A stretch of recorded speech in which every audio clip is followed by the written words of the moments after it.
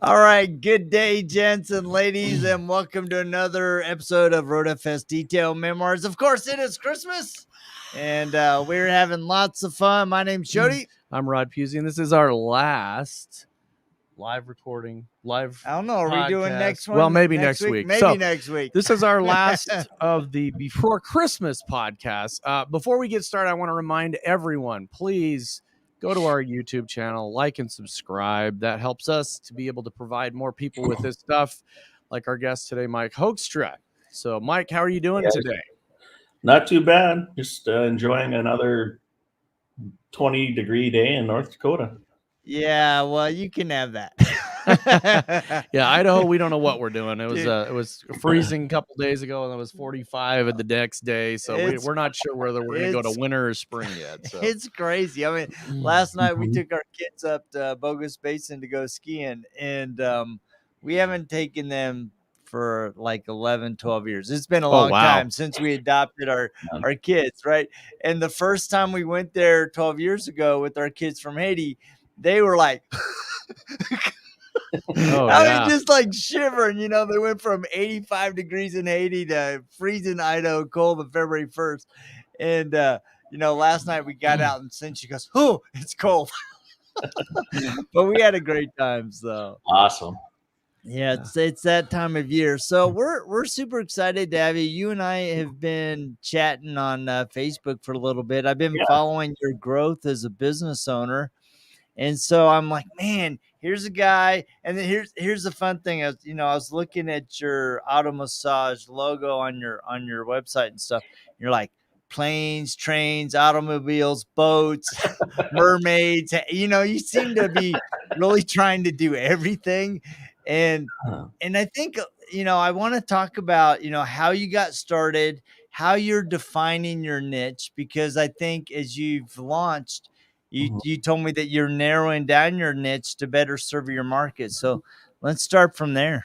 As far as how I got started, it was a very expensive hobby about 5 years ago that I started digging into the rabbit hole.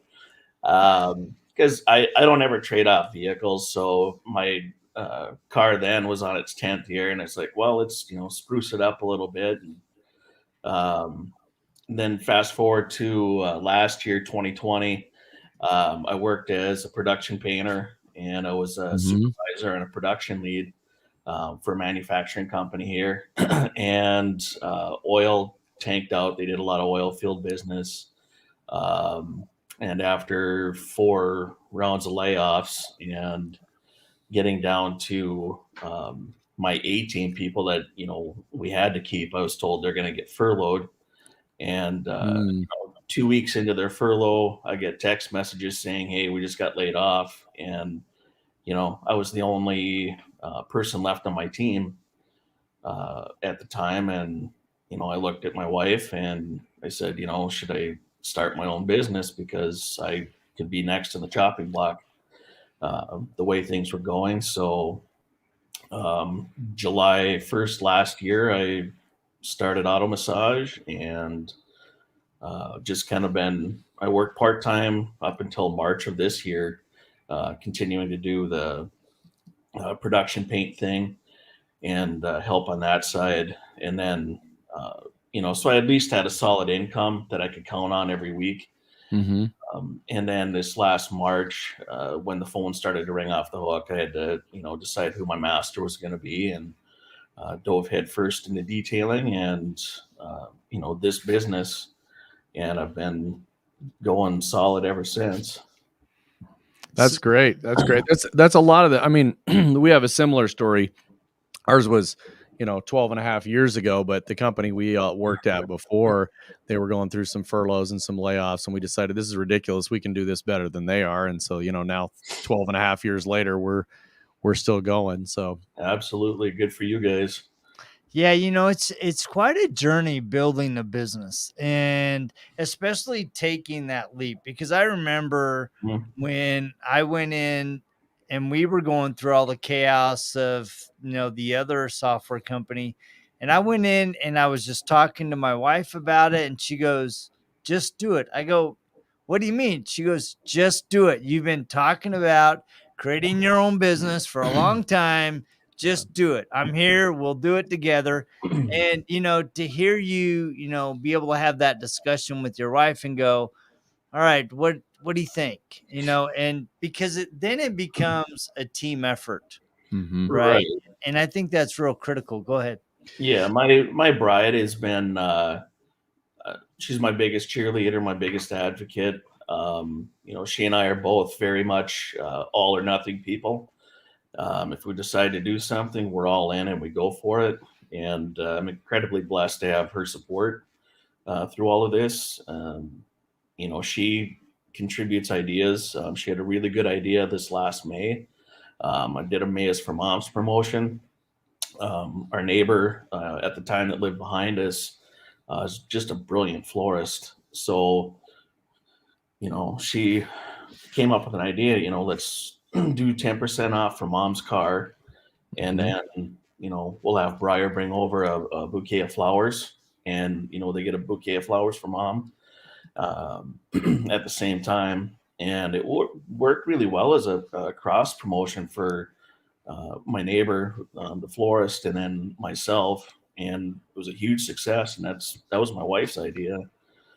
Yeah, that's a great. I think people don't. Some people don't think they're creative. We've heard that from people all the time. Like, I'm not creative. I can't think of that stuff. But some of that stuff doesn't take a lot of creativity. It just takes brainstorming. How can I get something else involved? How can I get somebody involved? And I know that, that's how most of the cars and coffee or cars and donuts or any of those kind of things. We know several detail shops that have a Saturday where they will do, come in and we'll show you how to do the maintenance on your own vehicle. And, some of those things, they help bring in a lot of business. Right. Yeah. So as you look back, I mean, you're what, 9 months into making the big leap. What has been the biggest challenge you have faced as you've built the business? Well, a couple things. First and foremost, I guess, is my pricing structure is much higher than other people in the area. I'm probably 30% higher than the dealerships, 50% higher than car washes. I'm double the price of other detailers in my area. But overcoming that aspect, and then giving people the value that they're paying for. If you're going to pay me twice the money that you're going to pay a dealership or another detailer, for example, that value has to be put in there. So delivering quality work and that aspect, that's kind of been the biggest challenge. Another part was where I live. It's a rural development, so I had a quarter mile of gravel up to my house where my shop is. So that's a huge deterrent for some people. Especially in the spring. It's sloppy, it's muddy or whatever outside. So that's probably the biggest hurdle that I had to overcome. And then just space wise, I didn't get a couple of boat jobs this year because I didn't have a space big enough to accommodate the boat. So, as you fail, you learn from those failures and you try to figure out a solution to the problem and work around it best you can. And that's, what led me up to getting this, my new shop. And I think that, you say as you fail, I think people, they look at those stumbling blocks or those hurdles, and a lot of people let them define them. I've seen people that have talked about a hurdle or something that was a tripping point for them for years. And instead of looking at it as a challenge and how we overcome this, and it's I think it's 100% attitude at that point of, okay, there's something I got to overcome. What do I need to do? And it's much the same, troubleshooting a car, whether it's a spot on the interior or something on a convertible top or something in the paint. It's like, how do I overcome this problem? And I know that, you and I talked earlier, and you come from a painting background. There's a ton of opportunities to come up with stumbling blocks in the painting world. It's like, how do I fix this run? How do I fix this scratch? There's this custom mixed paint. How am I ever going to match that? And I've seen people do all kinds of creative things to overcome those challenges. And business is the same way. I look at business the same way. Years and years and years ago, I was a ASE certified mechanic, and troubleshooting something, a lot of times people go for the most difficult scenario, right? You got a problem with the car, it won't run, and they're automatically, it's the motor's bad, or it's this really expensive piece, when a lot of times it's not. It's a $5 sensor, it's some kind of a really simple solution. It's really hard to especially as you become more educated, particularly myself, the last year I've spent a lot of money on education doing this, but even painting, the more knowledge you gain, sometimes it's real easy to overthink those problems and then just come back, find, oh, hey, let's get back to basics here for a second. And, oh, hey, it's just a clogged air hose or a bad air fitting or something painting. Yep. Exactly. So one of the questions, I want to go back to something you said, because I think a lot of business owners struggle with this, and that's, you are very confident in saying my prices are double than everybody else in the market, right? So how are you, one, educating your customer of why your value is worth X dollars, and two, how are you, selling that, and where did you find that confidence to go, what, this is my price and this, I'm sticking to it? It's knowing what your value is.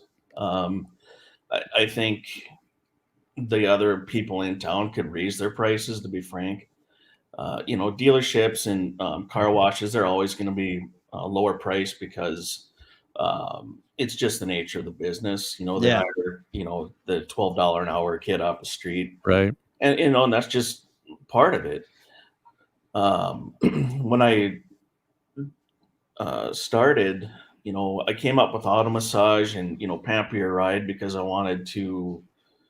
didn't want it to be just detailing. I wanted it to have more of a personal flair, something that was above detailing, like your car's going to have a spa day or your boat or whatever. Right. I joined the IDA, obviously. Got my certification, skills validation, also Marine certified through the IDA. So, that tells the customers right on face value that, this guy's a professional. He knows what he's doing. And did the education with Mike Phillips. He's been a fantastic mentor. Went through his detailing boot camp and then also went through his boat detailing class in Florida. Anytime you have the opportunity to educate yourself or learn something, go learn. Don't, stay humble. Don't think that, hey, I'm, Mr. Detailer, I know everything, blah, blah, blah. If you know everything, start a new career. And, that's the way I look at it. And I'm never going to be, I don't think I'm the best, but what I deliver, as far as like the pricing and stuff goes, I have the education to do it. The signs are on the wall. I've got backing from Dr. Beasley's as an authorized detailer, and Shiny Jets certification as well. So it's that's a long story, I guess, of how I justify those high prices and help sell a customer on a higher price by giving them, other options. So put interior vinyl coating on their vehicle instead of just, a dressing. Yeah. Well, and it sounds like you really doubled down on your experience, right? And absolutely, I think a lot of times people look at training as, I don't really need that, or I've already learned that. And what Rod and I have discovered, in doing these, I mean, every single conversation that we have, we learn something from somebody, whether they're, 9 months in the business or they're 20 years in the business. There's always something that you can glean either as a personal, improvement or business Right. improvement. Well, and it's even, from my background, I started working on cars in the early 80s, and was painting cars and restoring cars in the late 80s. And and I'm like you. I don't think I'm the best. I'm real humble about He's really good. I'm real humble about my skills and everything. But I went to, I go to trainings. We get the opportunity to go to trainings a lot. And we've done a lot of the stuff with Rennie Doyle and with the Detail Mafia, and with some other folks that have done this for 20 years. I got a chance to go to Jason Kilmer's sanding class, a 1-day class. Oh my God. I'm like, I don't even know how to sand.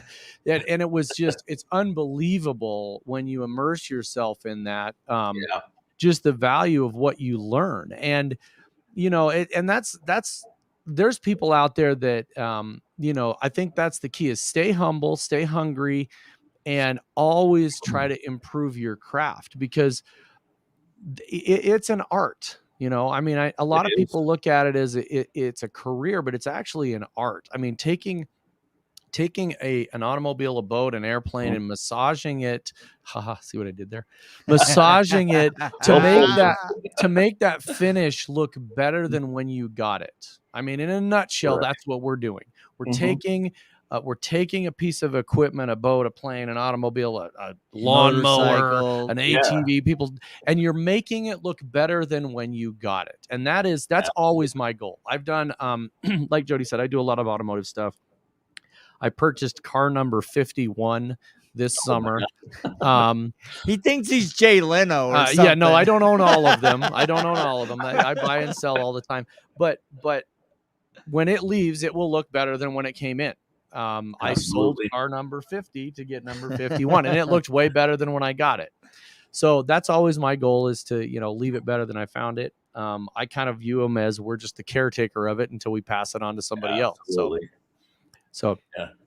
So talk a little bit, because Mike Phillips, I mean, geez, that's a really Mike Phillips is a big name in the industry. He's been doing this for 100 years. Primarily, I mean, Mike was into boats before he ever detailed. He was a boat guy. He raced boats and everything. So talk about what that training was like, and then what do you see as the primary difference between boats and cars? Oh man, the training, it's invaluable. You, especially with Mike Phillips training. There's no sitting down watching PowerPoints. You get there, you start at 7:30 in the morning, and you go until after 5, sometimes close to 6 o'clock, and you're running a buffer all day, or you're doing something. And to have that much experience and hands-on teaching in a short period of time is invaluable. Yeah. As far as the boats go, I think boats are easier, just because the outside part is, you got more to deal with, as far as the heavier gel coat or a thicker gel coat. So if it's really oxidized, you have the option, you can sand it instead of just sit with a buffer for 4 days. Yeah. But that's the biggest difference I found is, in my opinion, boats are easier because they're just flat and you go. Have all these little panels, and it's a continuous surface. It's a solid continuous surface, as opposed to all these creases, and some of the newer cars now have these huge outward jetting large crease at the top, where I'm like, that is a perfect spot to burn through the paint. That's awesome. Looks great. Look at a new Corvette. I mean, I'll take on a 30-foot RV before I go detail a new Corvette. Yeah. Well, that's when we were doing Jason's Kilmer's training. He was sanding on a hood, and it was actually a 65 Mustang hood. And it has a real sharp crease right in the center of the hood. And so I was sanding, and we're using 2-inch little tiny blocks, and I was just sanding, and I left that high spot. I mean, I know enough I left the high spot, and I was just doing above and below it. And he comes over because there were like 6 of us sanding. Yeah. So he comes over and goes, "Who is standing right here? Who is standing right here?" And I'm thinking, "Oh crap, I did something wrong." Yeah. And he goes, and I go, "That was me." And he goes, "Okay, why did you do that?" And I said, "Well, I had to reveal my secrets. I've been painting cars for a number of years and stuff. Right. Worked in the restoration shop." I said, "You don't sand the high spots. They're going to get hit more than anything. You leave it alone. Unless there's some orange peel or something you really have to work out." And he's like, "Okay, everybody come look at this." And I thought, wow, that was a really big moment for me. I felt really proud of, just my experience and knowing I'm going to nail that. It's going to, as soon as I get a polisher, that's getting hit twice as much. So, I think a lot of it's equipment, it's knowledge, it's training. Absolutely. And a lot of times I've seen people that can take the crappiest equipment in the world and make something just look perfect. I mean, they know how to use it. So, I heard a phrase once is it's not the tool, it's the tool using it. Yeah, exactly. That's exactly it. Are you calling Rod a tool? Yes, he is. Oh, yes, he is. I myself a tool. So I have another question for you. So you mentioned that your wife came up with this pretty innovative idea to co-market, with a similar business, actually a completely different business, right? Yeah. Flowers and cars. I mean, that seems so diametrically opposed, but it's a phenomenal idea. What other things have you guys done to get the word out about your business? One of the things, was on accident this last June 1st. We had our son's graduation. We were gonna rest and relax and everything, and our kids got up to go to play practice and work in the morning, and our garage was on fire. Oh geez. Holy crap. So June 1st, we had a garage fire. Thankfully, it didn't get to the house, but that experience, again, you take the negatives, you try to find that silver lining, and the company that did the cleanup work for us, I worked with them, and then reached out to the insurance adjusters as well. It's like I had 3 vehicles that were in our garage that went through the garage fire. All of them were ceramic coated. I got them cleaned back up, and this cleaning company actually has my information, and they refer business my way to clean up vehicles for them on an as needed basis. Working with the insurance adjusters as well, if doing that. There's a body shop in town that does really good quality work. I've coordinated with them because they get people that bring vehicles in, or they want, I got this smell, I'm going to have to replace the whole seat in my car, that kind of thing. And they refer customers my way. Just, hey, just go talk to this guy and he'll get you sorted out. And if he can't do it, then we'll take it on and replace the whole seat or whatever. So in that aspect of just reaching out to different industries and trying to cross market there, everything's part of a toolbox. Yep. Yeah, I love that, because it's like being creative. Opportunity. I think, back to what Rod says, a lot of times things happen and we label ourselves as a failure, or we, oh man, why am I doing this? And you took a horrible experience of having a fire and going, hey, how can I extend my business into other industries and cooperate with people? I think that's really genius. Yeah. It helps. Yeah, that's about it. Yeah. And I think a lot of it is just a perspective. It's a way that you think about it. Yes. I mean, absolutely. I look at things like that. I mean, when we have something that comes up, my immediate thought is, my wife's like, you try to fix it. You always try to fix it. And I'm like, well, that's what my brain does. If there's a problem, it's like, how do I fix this problem? What do I need to do? What are the steps we need to go through?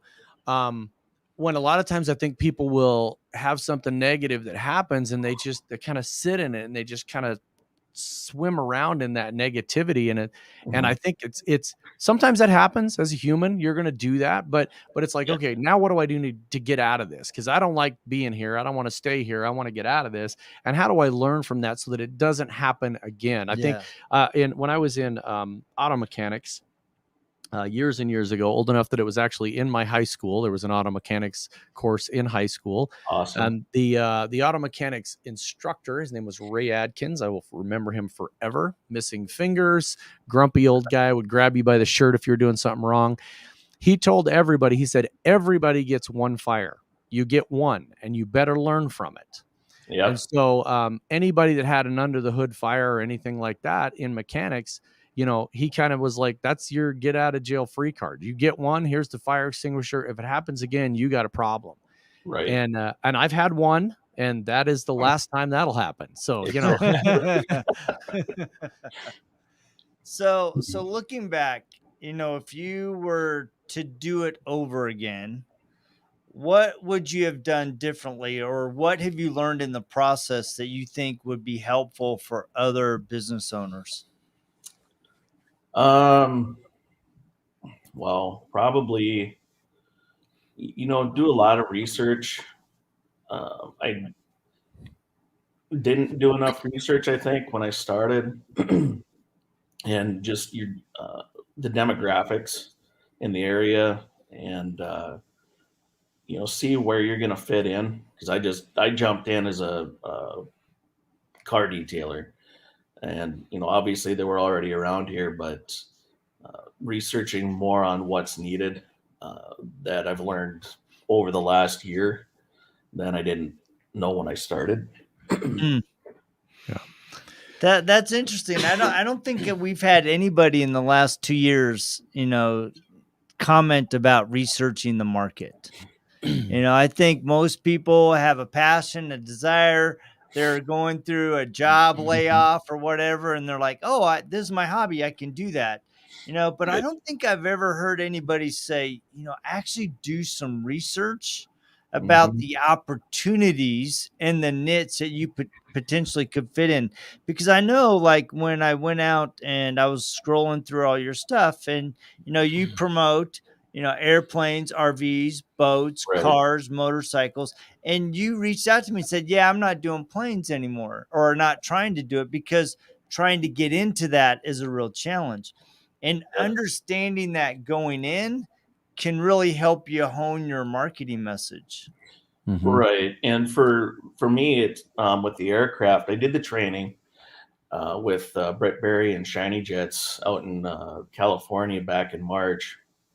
And for me, the reason I wanted aircraft was because we have the top aircraft or airplane school in the nation up here in North Dakota, UND Aerospace.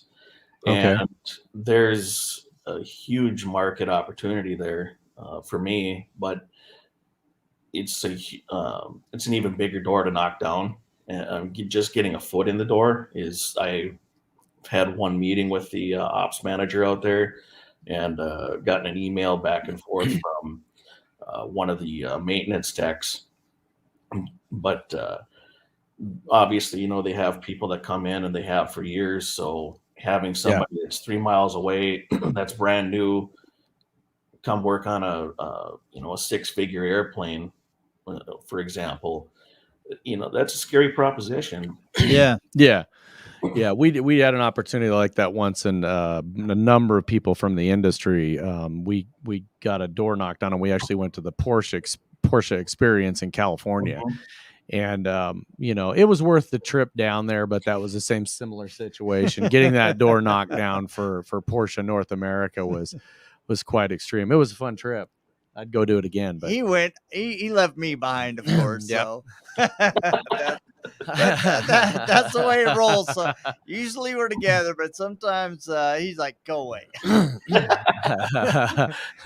You're on the naughty list. See That's ya. right. That's right. What did you do? Nothing. No, Sometimes it just lines it just up works out that way. Usually we're always together. So yeah, and we have some really fun things coming up in 2022. We're going to be on the road a bit. Yep. And so speaking of 2022, what do you have in store and planned? Right now I've got one class lined up. I'm going to go to the Future of Detailing down at Phoenix, Arizona. That's being hosted by Dr. Beasley's. There's a trade show up here every year called the Men's Show. So all the local watercraft, boat campers, RVs, ice castles, that kind of stuff. There's a big vendor show for that, and I've got a table there, so I'm going to try market to some of the businesses. And there's a lot of people there that have toys. They like to spend money on their toys, so I'm going to get a table there for a 3-day event. See if I can get some business that way. Good. Nice. That's awesome. And to try to get some more boats and some aluminum polishing. Nice. Well, that's always fun. Wear a mask. Oh, yeah. Face respirator. So 2022, what we have coming up, if you notice the scroller at the bottom of the screen right now, we've been nominated for Detail Supplier of the Year. It's the first time a software company has been nominated. Thank you. We're extremely humbled. Real humbling experience. So please, everybody that's seeing this, go out to the IDA's page. We got the link down below, and go vote for Detail Supplier of the Year, RoadFS. Absolutely. Help us, promote this. The industry's come a long way. Yeah. And then we're going to be doing some stuff. We may be actually out of the contiguous 48 states and being in some other stuff. Awesome. But lots of stuff coming up. MTE, we're both doing a speaking engagement. We got a couple of booths there. RoadFS Detail Memoirs is nominated for another award for podcast award. So we're going to be doing that. So we're going to be all over the place. I got some stuff lined up. Like I was talking to you earlier about, Mike, there's we're doing a series on reconditioning of my personal truck, P&S, eyewash detailing, the rag company. A lot of people are involved in that. So we're going to be doing that as well. So 2022 is going to be a busy year already. Yep. So awesome. Before we bounce, we're going to give away a little Christmas gift. Our last giveaway of the year, we're pulling the some stuff out. We got a set of the Reflection Artist Buff and Shine pads. Big thank you to all the guys at Buff and Shine. Clint Hentz especially has been really awesome to work with. We've gotten to know Clint a lot better over the last year and a half, and he is a phenomenal guy. They've got a phenomenal product. The Buff and Shine pads are fantastic. We've used them and abused the crap out of them on Air Force One and on our personal stuff. So we're going to give away one of these Reflection Artist kits. That's our last giveaway of the year. Awesome. Mr. Sedrick, please do the honors. We'll do the honors. All right, let's see who we got here. And it is I can't say it. Into details, Diana Balboni, one of our favorite people. That is awesome. So Diana, we're gonna send you some pads. I love Diana. She's awesome. She's one of our favorite people. You talk about interior ninja. Yeah. She is right up there, man, along with Diane. So for 2022, we are going to hopefully have some more giveaways. To get involved, you need to subscribe, have all your friends and neighbors subscribe to our channel, and we'll see what kind of giveaways we're going to have. Merry Christmas, Anthony, and guys out at J&L. Thank you very much. And Mike, we really appreciate you coming on the show. Hopefully we'll see you in person at one of these events. If you are in the area where Mike is at, look him up at Auto Massage. And so how do people find you, Mike? I'm on the World Wide Web, automassagellc.com, or I got Facebook and Instagram as well. Awesome. Well, thank you so much for being our guest. Thank you for having me. Yeah, we want to wish you and your wife a Merry Christmas, and all of you that tune in, Merry Christmas. Hopefully you have a fantastic weekend. I know I'm looking forward to it, so if you can't tell.